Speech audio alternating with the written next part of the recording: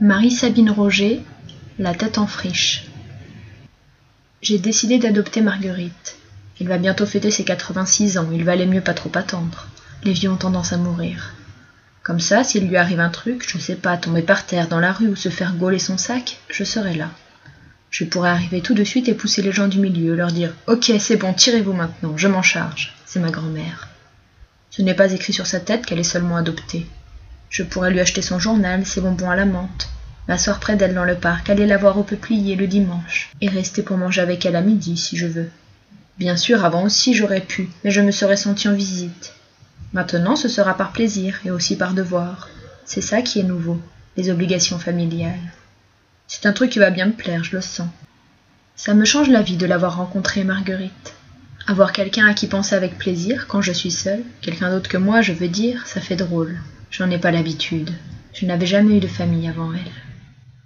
Enfin, je me comprends, j'ai une mère, pas le choix. Seulement, elle et moi, mis à part d'avoir été imbriqués l'un dans l'autre 9 mois, on n'a pas partagé grand-chose, sauf le pire. Pour le meilleur, j'en ai pas souvenir.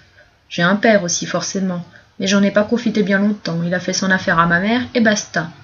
Ceci dit, ça m'a pas empêché de grandir, plutôt mieux que les autres en moyenne. 110 kilos de muscles et pas un poil de graisse, 1m89 sous la toise, le reste à l'avenant.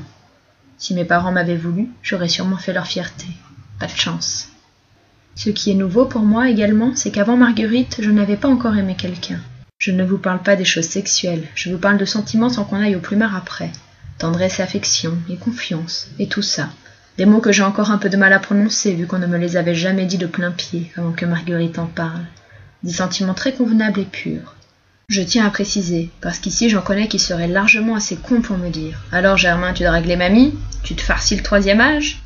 Ça ne me gênerait pas de leur mettre un pain à cela. Dommage que je n'ai pas connu Marguerite quand j'en avais vraiment l'usage, à l'époque où j'étais minot, quand je passais mon temps à essayer toutes les conneries qu'on peut faire. Mais il ne faut jamais rien regretter dans la vie, ce qui est passé doit rester en arrière. Je me suis fait tout seul, et alors? Même si ce n'est pas bâti dans les normes, ça tient. Marguerite, elle se tasse par contre. Elle se tient de guingois, pliée sur ses genoux.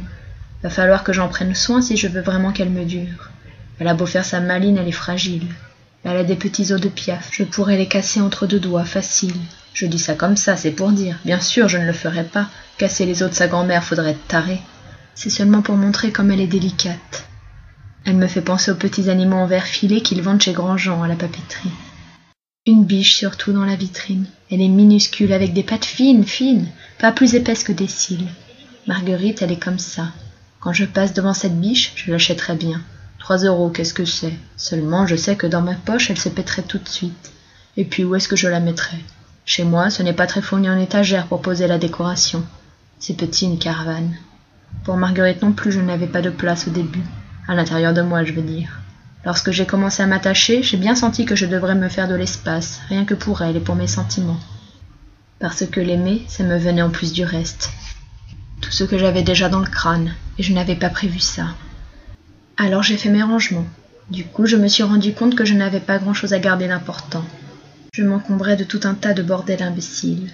Les jeux à la télé, les blagues à la radio, les discussions avec Jojo the Cook au café-resto chez Francine, la belote en 5000 avec Marco, Julien et Landremont, et puis les soirs où j'allais voir Annette pour lui tirer ma crampe avec des mots d'amour.